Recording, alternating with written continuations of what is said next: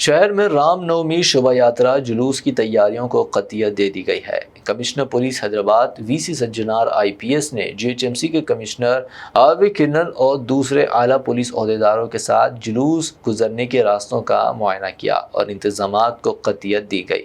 रामनवमी शोभा यात्रा 27 मार्च को निकाली जाएगी, जो सीताराम बाग इलाके से शुरू होगी और मुख्तलिफ रास्तों से गुजरते हुए हनुमान व्यायाम शाला पहुंचकर इख्तिताम पजीर होगी। कमिश्नर पुलिस ने इस मौके पर पुलिस के वसी तर इंतजामात की तफसीलात से वाकिफियत हासिल की। उन्होंने सिक्योरिटी इंतजामात के अलावा हुजूम से निमटने और महकमे जाती ताउन व इश्तराक की ज़रूरत पर भी जोर दिया। जुलूस के दौरान वसी तर सिक्योरिटी के लिए इजाफी पुलिस दस्ते मुतय्यन किए जाएंगे। इसके अलावा जुलूस की सीसीटीवी कैमरों से निगरानी की जाएगी और ड्रोन से फिल्म बंदी भी होगी।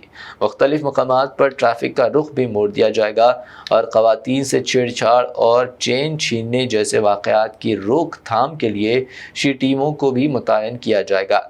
शोभा यात्रा दिन पर 1 बजे शुरू होगी। इस मौके पर बल्दिया के जोनल कमिश्नरान भी मौजूद थे।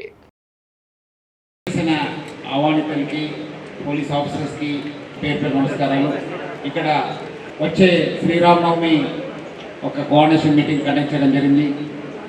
దాదాపు 16 సంవత్సరాల నుంచి మన శ్రీరామనవమి కమిటీ మెంబర్సు ప్రభుత్వానికి, పోలీస్ అధికారులకి, జిహెచ్ఎంసీ ఆఫీసర్స్కి బాగా సహకరించారు।